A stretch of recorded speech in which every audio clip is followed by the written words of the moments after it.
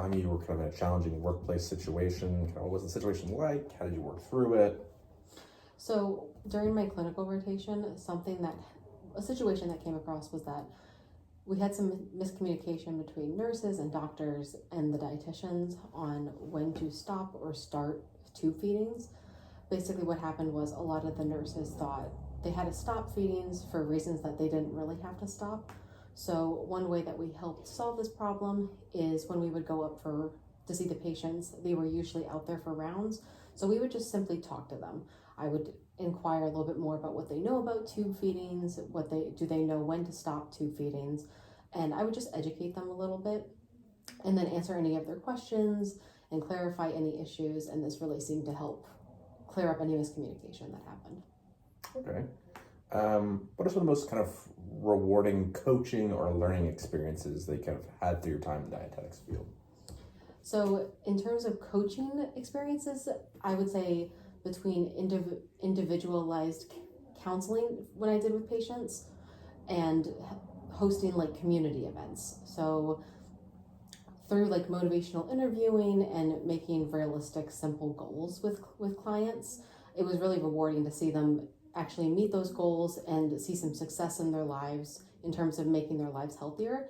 And then in terms of planning community events, whether that was like meal demos or family-centered interventions, it was really nice to see the impact of nutrition education, especially when it's in a more positive and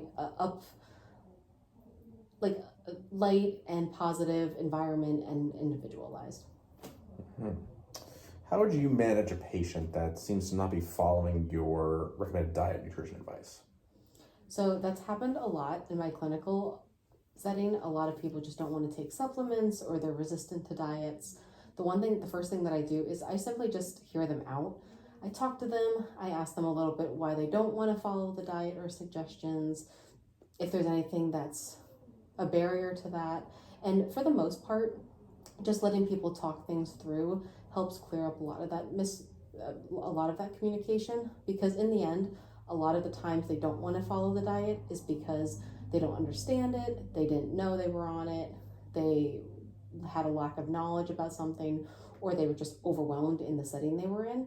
So just making sure that I'm actively listening to patients really helps kind of build that rapport with them, and then they feel like they can trust me, and then I have a little bit more of an in with them. And so the more they open up, the more they take my suggestions then. So when we originally made this posting, I know it was initially placed for a $60,000 offer. How would you feel if it was for a possible $55,000 offer?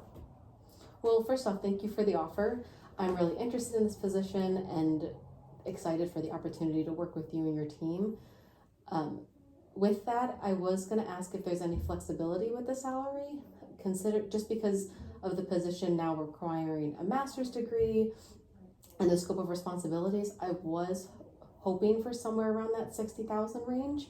I understand completely though if there's budget limits, but I wanted to put the question out there to have a conversation in case there is any flexibility available. I would take it into consideration.